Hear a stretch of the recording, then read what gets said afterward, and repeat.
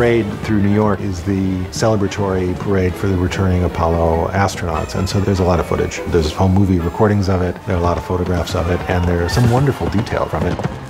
It was pretty exciting time. Space flight had just occurred for the first time. There was youth rebellion. Hell no, we won't go!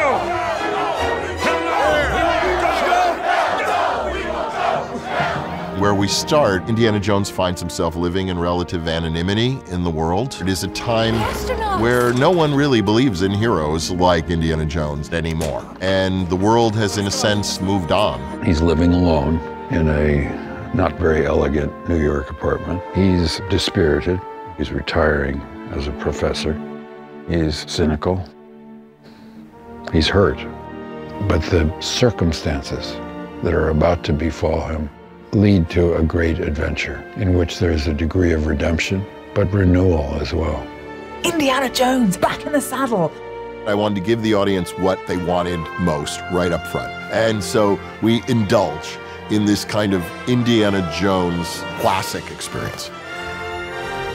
And then we hit the brakes. We come to find him 70 years old, a little less than inspired. The world has changed around him. It's a really strong cut from this whole backstory piece that we do in 1944, and then slam, we're in 1969. There's nothing gentle about it. I felt we needed to explain where he was, and I felt that the idea that since we last saw him, he suffered a loss, one that may have robbed him of some of his dreams or disillusioned him. We're trying to communicate where he lives, how he lives. There's loads of little hidden details. So it is obviously a very characterful set. He's an academic. It possibly used to be a marital home. His son died in Vietnam, and he has great regret that he ever went off to war. There are two pieces on the wall that are taken directly from Indy's father's house that we see in Last Crusade. There's an illuminated manuscript window piece, and then there's also an image of Lily from the Lion's Head. Scotland is not only a beautiful place that also has many streets that could pass for New York City, but they're also really friendly to filmmakers. So we could shut down some giant avenues for almost a mile. There we were in Glasgow, but it felt like Manhattan. The cars add a lot of flavour. We've got a TV car, followed by our hero parade car, which is a Chrysler.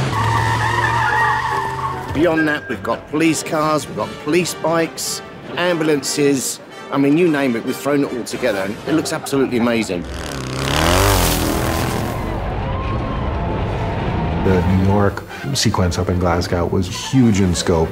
For as much planning as we did, you can't walk into a downtown metropolitan area and just sort of take it over for 3 months. So there was that huge pressure for that sequence. That was one of the highlights of my experience on this film. The wonderful art directors created these storefronts and wonderful pieces on the street. I felt transported because of the wonderful work they did. We always begin with the reference, and then we work with the art directors. We had protest posters, advertising, and each sign has got to be made individually. But then we think about the aging of them. It's building a world, it's world creation, and it's extraordinary. The first day we were here, it truly felt like it was a carnival and it was a real parade. The sheer number of people, and there are over 1,000 people here, with the military band, the brass band, the cheerleaders, the energy you could just feel buzzing on the street. Sorry. Killing us! Helena Shaw is Indy's goddaughter. Indy was an old friend of her father's. He's her only connection to the past. She needs him from a mercenary point of view and also from an emotional point of view, but she wouldn't really want to admit the latter, even to herself.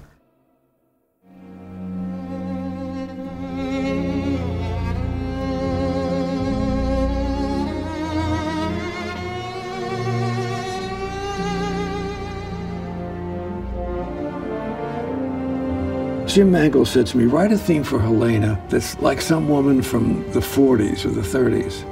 She's an adventuress with lovers here and there, all the while doing all these things looking ravishingly beautiful. This is a kind of femme fatale that doesn't exist anymore in film. Phoebe is just an amazing talent. She's unlimited. Who better to have Harrison jockeying with than someone with all that skill? When Harrison hurt his shoulder, I heard it was because he was punching a Nazi. At least his shoulder went out doing something good. I ended up in the middle of a movie recovering from a shoulder operation. But it's okay. We used the time well. Starting without him was surreal. I was working with Mike Masser, his brilliant stunt double. I walked behind Mike for about a day. And I think that was quite a nice little warm-up. There we go. Now this is me. Mike is literally like a younger version of Harrison. With a little help from us, we're able to push him like really close. I find out whether his face will open my phone. Oh, there you go. So I study him all the time. There's little key things he does that I try to mimic when I can. Mike is very good at what he does. We have a lot of confidence in each other. it's an extension of him and his performance. If you make a career as a stunt performer, most of the time your job is to make the actor look more athletic. Harrison's attitude is he doesn't want you to make him look more athletic. He wants you to make him more of a character, more of a human. The joy of having him back and the joy of being back in the saddle, as they say, was, of course, palpable for everyone. He doesn't come back like at 100%. He comes back at like 130%. That's why I love this kind of series, because it's not just action for action's sake. There's a strong character context for the action.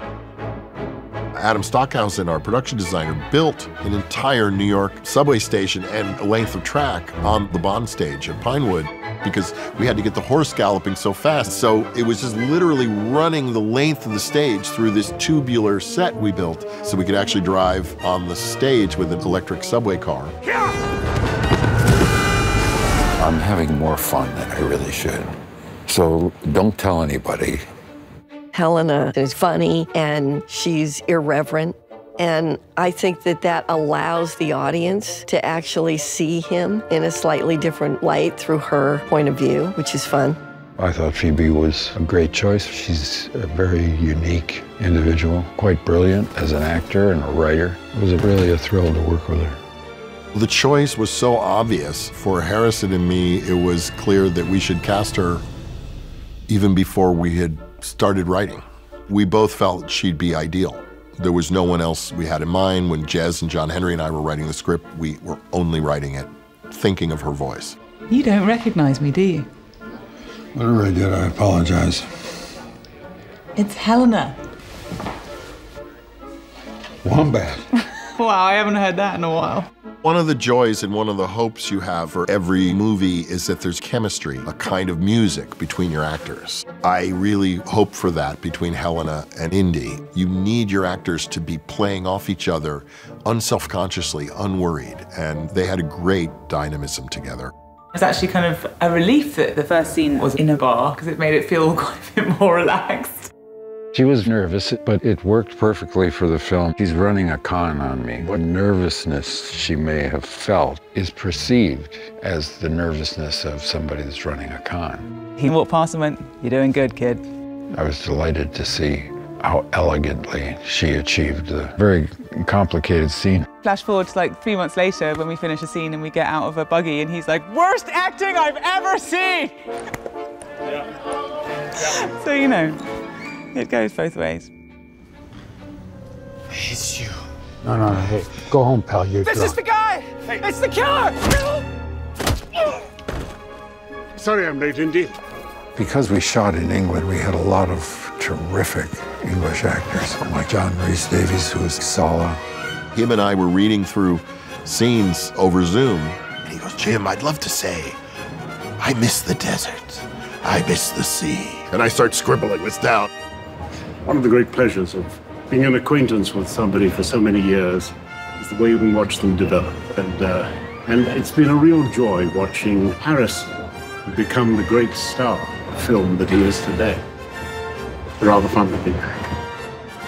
He's an actor of incredible gravity, and yet he has this beautiful laugh and this sense of levity, and he's a great foil for Harrison. Indy is a very tortured man at the beginning, but we don't ever want him to lose that Bum, ba, bum, bum. Give 'em hell, Indiana Jones! In many ways, the adventure we've concocted is a reckoning between an old school hero like Indiana Jones and a very modern world. And what is that like? That's interesting to me. Does he have one last adventure in him? Does he have the courage to face it again?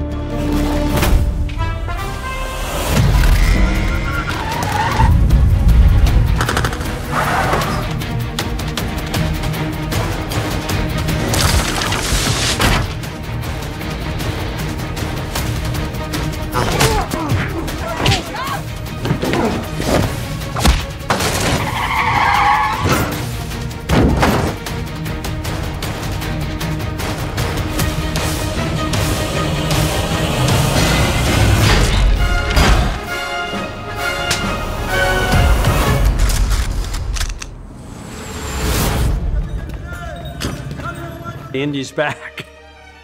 Harrison came in and did his early costume fittings in the original outfits. It's a short story. It fit. You're like, oh yeah, it's so Indy. It's such an amazingly iconic costume. Harrison Ford as Indiana Jones stepping onto the set. You know, everyone remembers that. It was unbelievable. There we were standing around and suddenly there's Indy. Walking out in the fedora and the leather jacket and the whip. I mean, there's no one who looks better in a hat than Harrison.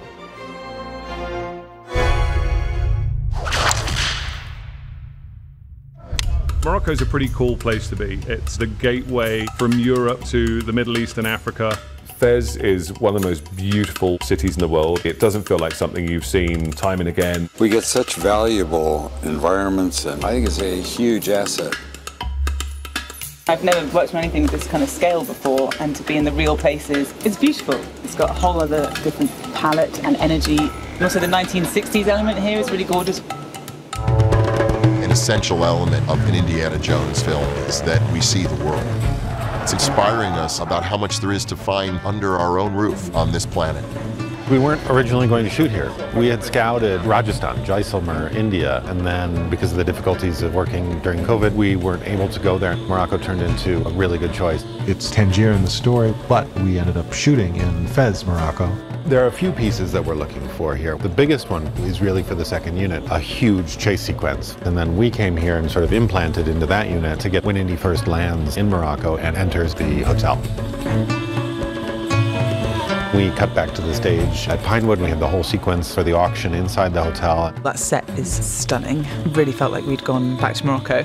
This was the first time Helena has her own stage and she has the players around her stage. She's auctioning this thing, she's in her flow. How about 90? And Indy coming into that absolutely screws everything up for her, which is deeply frustrating. This auction is private. This auction's over. Who is this man? Chaos ensues. So this space is designed for that, to give a lot of opportunities. The starting point for that was the nightclub sequence at the beginning of the second film, how beautiful that sequence was. Harrison can play with your expectations of an action hero and undermine it, defeat the tropes, the kind of macho tropes. He finds more delight as an actor failing than succeeding. I think it's very important to maintain a human scale to action. Too much of something is too much. So I think when you're able to keep it to a physical reality with some embellishments, that feels real and more visceral for the audience. In the middle of that, boom! Now it's kind of expected that the stunt department shoot a stunt viz of the sequence that's shot, edited, presented as almost a short film. We'll recreate the set, build it out of cardboard boxes, and then we'll shoot it in there and block it, cut it, add After Effects, add sound effects, add music to it, and then we would present it to Jim and he'll give some notes, and then you'll get to the final iteration of what we do on the day. I think it was a great job. Today's a dream. Our goal was to do as much as we could for real. Almost all the human action in the movie is for real. Teddy and Helena, they meet with him trying to rob her, and they both are holding onto her bag, and they've had to agree to either both lose or both win. And I think that sums them up perfectly. We actually made the decision, right, let's start casting in multiple countries. The requirements changed because the location changed. Suddenly, we were looking for a French Moroccan young man. You read a character like that on a page and you think there's never going to be a human being that can capture this. And then Ethan turns up. My name is Ethan Isidore, and I play Teddy. Jim did a Zoom call with Ethan. Some days after, the director wanted to see me in England, in London. He's kind of beyond his years. I told James Mangold that I love Logan. He's charming and he's cheeky, and that all just comes across naturally. And we received a call telling us that I was in Indiana Jones 5. Ethan is a miracle of a human being. I love to shoot with Phoebe and Harrison because they are making jokes all the time. We have a special handshake. We're like besties. He's absolutely fantastic, this kid. He's never acted before professionally, and he's stunning on screen. I think it makes the film charming and fun to have a young person in. And Indy being foiled and frustrated by them, that's part of the charm of the series. Did you know the Wright brothers? I thought maybe you want to school with them. Oh, come on, Indy. That was funny. Funny. The minute Harrison and Phoebe were together, it was unbelievable. The characters came to life even better than anybody had imagined. When Phoebe and Harrison and I worked on their dialogue and planning the action sequences, something magic happened. The wordplay and physicality depended upon each of them playing off each other. You just got me killed! Well, I'm not the one that's engaged to a monster! It's especially fun for me because there's a dramatic side to it that's got to be real, and then there's these grace notes of humor that she's particularly adept at inventing or supporting. It's so much fun. I think the irreverence makes it even more fun to play with, and they're both driven by their own agendas here, but forced down the same alleys. We've been prepping 11 locations out here in Morocco. We had this indoor wet market, which looked brilliant as it was, and then we just came and redressed it with all our dressing. Hold on, kid! The tuk-tuk chase is one of the standout action set pieces in the movie, as Indiana Jones should have. We've been talking about this since the very beginning, working also with Dan Bradley, who's our director on the second unit, who's one of the most experienced action directors in the world. What he's bringing to it with Ben Cook, our stunt coordinator, and they're really pushing the envelope. The old part where the Medina is considered a UNESCO cultural heritage. It's one of the best and the oldest Medina in the world. We spent weeks in Morocco with these revved up tuk-tuks, smashing down the streets of Fez. It was grueling. Second unit, stunt team, and ourselves, we're all there working at the same time. The last couple of weeks have been pretty fun in Morocco. I had the pleasure of driving Harrison Ford's tuk-tuk. It's been a real treat doubling Harrison on this one. I would catch myself just walking and I would look at my shadow and see the hat and the whip and I would just absolutely giggle inside. The tuk-tuk sequence, it's very Indiana Jonesy. We got 4 motorcycles and a Jag and a Mercedes all hot on my tail. You would never be able to recreate what they have in Morocco with the streets being so old and weird shapes. They literally found the skinniest alleyways where the tuk-tuk would only fit down and not much else. Driving it feels a lot like a quad and then unstable, so basically it's a triangle, so it wants to fall over all the time. The tuk-tuk chase is so much fun. It's got so much energy and it's so goofy in lots of ways. One of the things they really worked hard on was giving different vehicles different characters.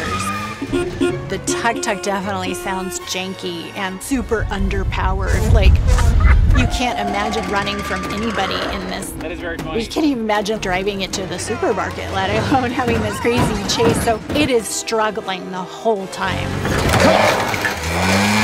We had a tuk-tuk for every role, depending on what they needed. It must have been about 10, 12, 14 of these tuk-tuks. I remember when we actually stood at the top of these steps in Morocco. It literally was just like a waterfall. It just dropped off. And I was thinking, how was anything going to survive that journey? They're really steep, really short. It was rough all the way down. It was just a hairy ride, ending with a super steep drop-off, which would definitely take out everybody if everyone didn't do their job. 3, 2, 1, action!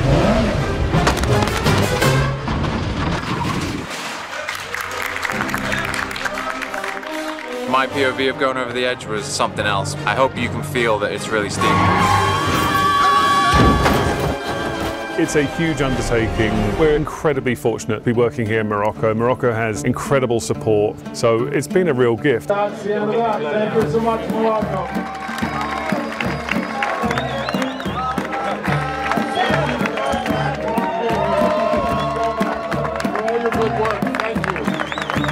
had a ball.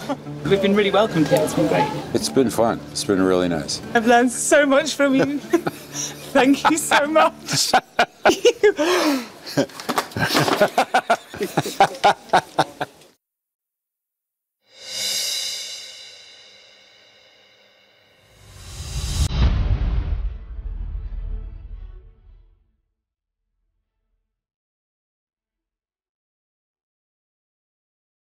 It's always a lure on these movies where we knew that we were going to multiple countries, multiple locations, and we were shooting as much as possible in camera. Even though we do have a lot of special effects work in the movie, Jim didn't want to rely on that. I think that that's something that Harrison responds to. He wants things to be right in front of him. He wants to be in Sicily. He wants to be out on the boat in the real weather. He is a bit of an adventurer himself. It's not just the shot on the map with the plane, but it's also who are the new people we're going to meet. I've got an old friend in Greece, an expert diver with a big, beautiful boat. Ronaldo is a sailor, he's a fisherman. So he's a courageous man, a little bit crazy, but in a good way. Good friend, loyal. And I think at this particular time in the history, Indiana needs that.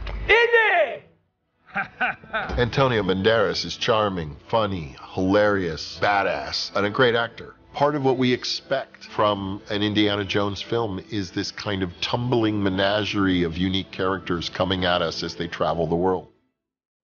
But the first day I arrived here, it was like, oh my God, it's Indiana Jones. I didn't even think about Harrison's Indiana Jones. I got chills. Can I kiss you? I've been waiting for this all my life. I've been in love with Antonio for as long as I can remember. Who hasn't? And the moment when him and Harrison met on set and rehearsed for the first time, their chemistry was so glorious and so warm, and that really translates into the scene. It is time, camarada. We did an awful lot of digging through various boats. It seemed like a very workmanlike boat, and it kind of suited his character the best. You're always trying to think almost mathematically, what kind of arrangement have I not seen in an Indiana Jones movie before? And one kind of treasure hunting I felt I had never seen was underwater in a wreck. Just like in a cave, you can have underwater catacombs, treasure, traps, underwater animals. Quick question, what's that? In our case, underwater snakes. Eels. Eels? The eels are terrifying. The key thing with it is planning, storyboarding out the sequence to figure out where the eels should be in frame, designing what the eels are going to look like, how big they should be, figuring out how quickly they can move. The movie's fairly snappy with dialogue. There's, 5-10 minute stretch that almost nothing is said because you don't really speak underwater. The art department's made us this fantastic boat that a lot of the scenes take place in. There's a lot of the world we're building around it from real life reference. Ian did an underwater scout. When we were in Sicily, the dive site was called Secco del Toro. We were working at 30 meters or 100 feet. We were able to get some very good footage.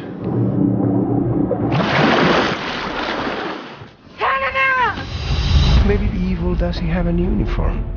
What are these people? And the evil is inside people. Nazis. If you never pull the trigger, nobody's going to believe you. So actually, my idea was that out of the blue, I should just... Hopefully it's going to be one of those what just happened moments. Death is final. If you do it right, you're supposed to be shocked. When I think about his personality, dying for Indy is a good death. You told them everything. Word for word. But Archimedes didn't make it that easy. The tomb isn't in Alexandria. They're heading west, not east. Sicily came to play because Syracuse was where the Antikythera was invented. And it's where Archimedes lived basically his whole life. We realized just how much Sicily had to offer. We've always traveled for these films, and I think that's a big part of what makes them fun. I mean, fun to make, but also fun for the audience. A place like this that's so magical and has such charm, but also it has such mystery. And so we just suddenly tip up here in these hats, and it all suddenly feels like an adventure. The suggested temple site where we ended up shooting the temple and the descent down the ravine piece, that was there as well. The temple here is over 2,000 years old. It's one of the only temples which has never actually fallen down. It wasn't ever completed, and some of the materials that they were using to build it have actually been what's kept it in place. So some of the bracing, which has never been removed, is actually what's helped it stay upright for so long. I'm going to be nice about you, okay? Let me know when you're finished. Okay. My main note from Jim was, can you just stop smiling? It's really inappropriate for you to be smiling in this scene. You'd be like running down a few rocks and the urgency on your face, and then me behind you going, wow. The Ear of Dionysus functions as a formal front door to the cave burial chamber complex.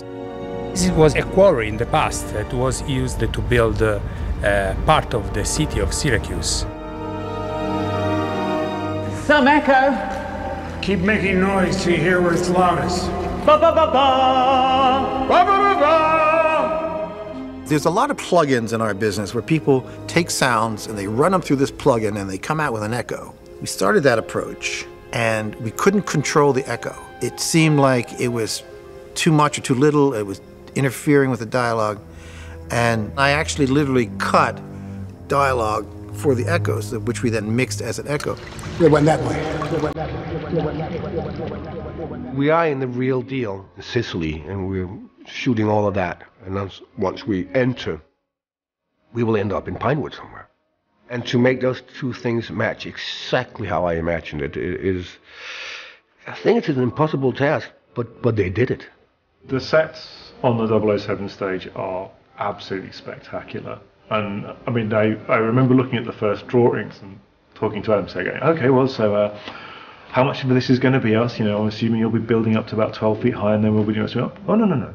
We're building all of that. And they did it, and it looks amazing. We're just trying to work out how the set builds. They'll put a little camera in here and to see if they can get the camera angles they want. It's the river set. This is the water line at 5 foot, and then they're going to make it totally waterproof. Then the special effects are going to pump gallons and gallons of water through in a big fast flow. The chambers that Adam Stockhausen designed in the cave set are all different kinds of extrapolations on the thinking and discoveries of Archimedes. All the mathematical figures are all a part of the design of his tomb. This is it. These sets actually make that extra magic appear. There's nothing like a real physical set. It's a relief to have to not imagine things because they're really there, and then you can really get into more emotional details. But Adam builds things that bite you.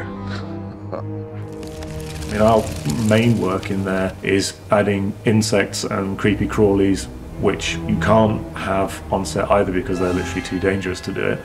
So centipedes are a truly apex predator. They're extremely fast, they hunt down their prey, and they're highly venomous. Or because they're not very biddable creatures when it comes to taking direction. The centipedes still have to hit their marks, and real centipedes are not good at doing that. You're not moving.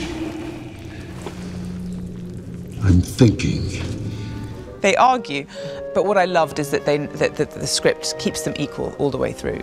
And if any of those barbs are thrown, something just as strong comes back the other way.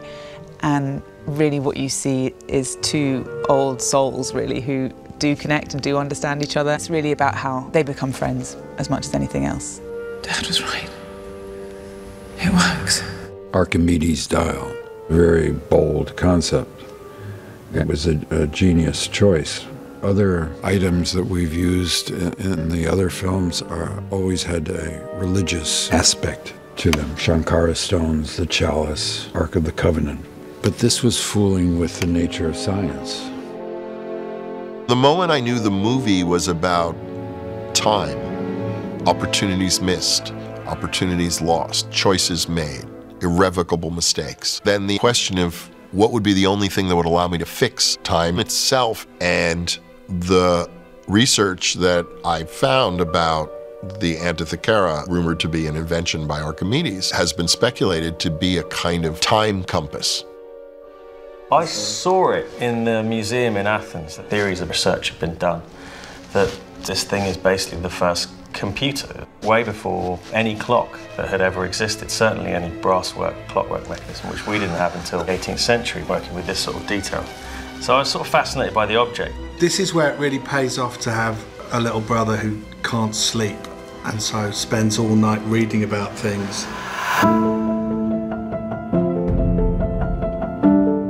With Indiana Jones, he's an academic who happens to somehow get out of scrapes and get out of a pinch with incredible aplomb. The way that God or luck intervenes to save him is really charming and a staple of the character and the way the films work. Stephen and George and Lawrence Kasdan and Harrison all created when they first made this film was a character piece where we give a damn about these characters because we love them. And it doesn't matter whether the world is going to crumble or just one of them, but we love them so much it matters. It is the world to us. Bring him. We can't just leave it. We're not.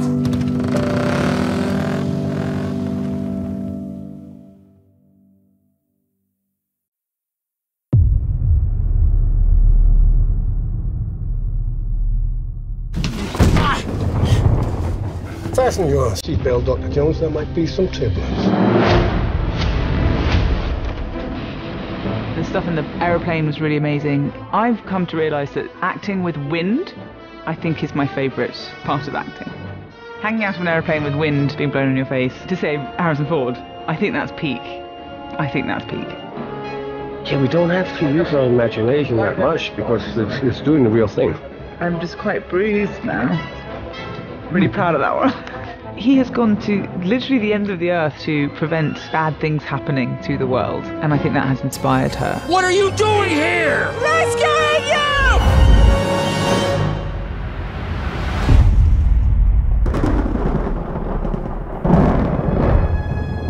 We didn't want something that felt magical because of the nature of the portal and differences in air pressure. The clouds that are in this storm are being pulled through the portal, so we can do some really interesting and dynamic things. It should feel like a natural phenomenon, but one that you've never seen before.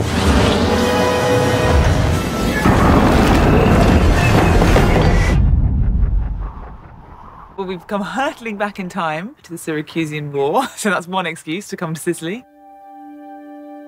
I couldn't quite believe it. It's one of the most spectacular things I've ever seen. This seemed like I was making 3 or 4 different movies all in the same movie. I think Joanna's job was really cut out for her. She had to make a full-scale 1944 World War II Nazi war epic, a full-scale New York City 1969 parade, a full-scale creation of Morocco in 1969, then Sicily, and then, of course, she had to create 200 BC in Syracuse.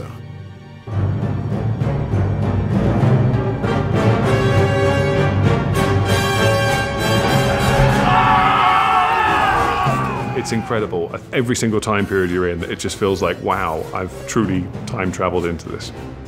So a huge amount of craftsmanship's gone into a key sequence in the film, and it was important to the filmmakers that everything looks right and is, you know, of the right period. Archimedes conceived of a way to harness the energy of the sun on concave mirrors and focus it on warships and set them on fire. An inventor, a brilliant engineer. Ballista, it fires 1 arrow, a beast of an arrow, 2-man team, wind it back, load it up, you pull that releases, and it throws.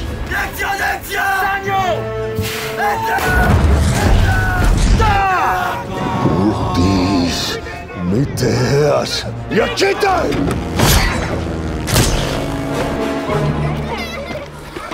I think if most people think of Indiana Jones, they don't think that it's in the supernatural genre. The opening of the Ark of the Covenant, you know, you've got the Holy Grail, That element's got to be there because it's part of the canon. And so there was so much of a balancing act of the concept of time travel. Although it's really fun to play with narratively, that. Clocks won't be invented for 1,000 years. So many of the things in the script that Jez and John Henry Butterworth and I worked on was the sense of choices made and unmade. In many ways, Mads Mikkelsen's character is trying to get a redo because he felt Hitler made mistakes. If only I could correct them. Yesterday belongs to us, Dr. Jones. It's a quest to try and get a chance to do it over again. You're off target. Your coordinates are based on markers that have been moving for 2,000 years. When it starts making sense what Indy is saying, that I overlooked something, there's very little he can do. Shut up! I'm thinking! Basically, he can just panic, and that's what he's doing. It's not a heroic end. It's a man who's lost everything, and thank God he did. Juliet! We went to an old ruin that is sitting on a beach, and it's a Tanara. It's an old tuna processing canning factory. It gave us a base, and we can build some piece of it that can be real, and then visual effects can extend it and make it go on and on. It's a huge sequence with just about every visual effects discipline. We've got a Heinkel that we have to make crash literally just over here. The art department have actually designed it from the ground up. We've worked with them and with Previs to put the sequence together with Jim so that we know how the plane's going to crash before we get to post-production. And that's meant the art department have been able to build these sections of crashed plane that will then tie into the impact that we're going to do later on. So we have to do an enormous amount of planning. You know, it's not just the climax of the movie, it's the climax of the Indiana Jones series. So there's a lot of weight on this sequence. Indy has been reaching to the past his entire life, and then he falls into the arms of the past at the end of this movie. Just tears sprung to my eyes when I was reading the script. I couldn't believe how perfect it was. He spent his whole life investigating the past, imagining the past, to find himself actually living in the past. For an archaeologist, is an undeniable opportunity. Indiana was meeting his hero, as it were. Naz, really a wonderful actor playing Archimedes. Just had this generous spirit that was wonderful.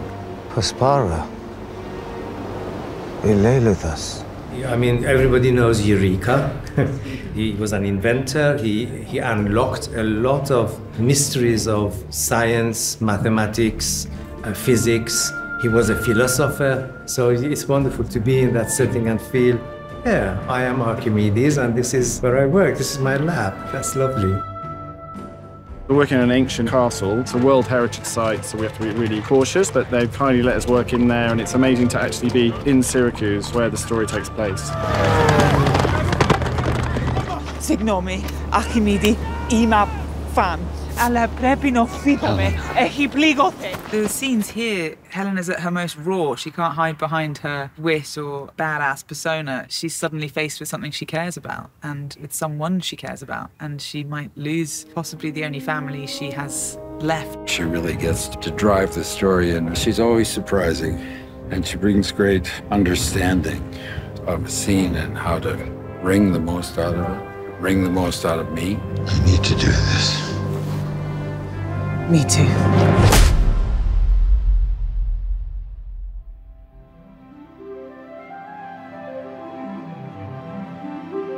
I never saw a version that had him die or stay in the past. I can imagine them. I think we knew we didn't want him to die. He's saved so much in these movies. To see him be the treasure that's saved it felt like it was right. We all need heroes like him. You're meant to be here, Indy. For who?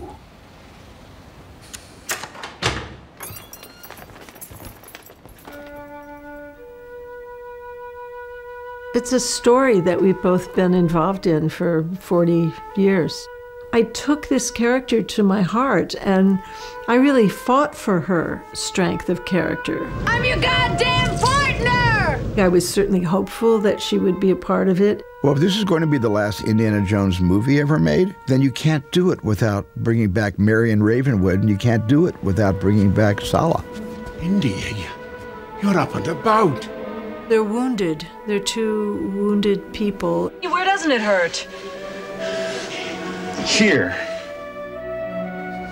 Well, where doesn't it hurt? In looking for closure to the emotional and the romantic line of Indy's and Marion's life, it felt like you needed to heal something at the end of this. Here. It doesn't hurt here.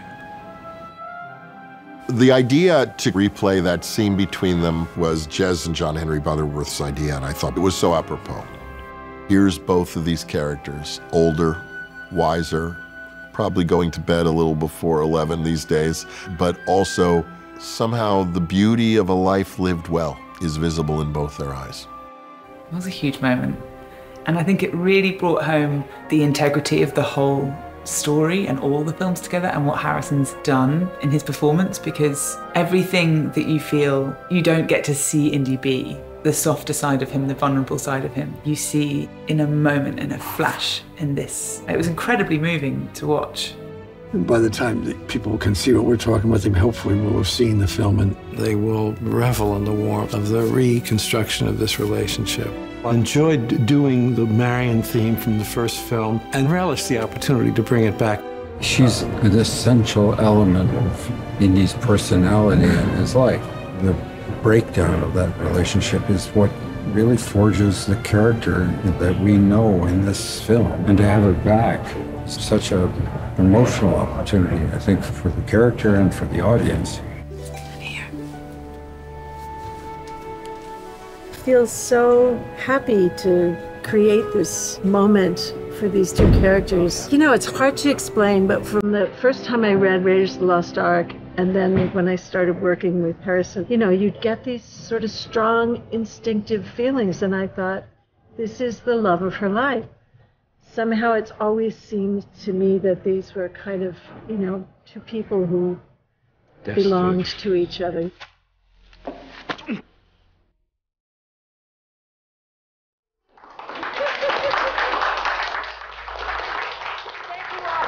And excellence you brought knocked me backward. And so thank you so much. He took the words right out of my mouth.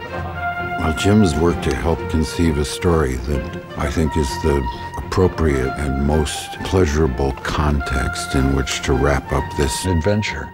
We haven't avoided the fact that Indy has aged 40 years.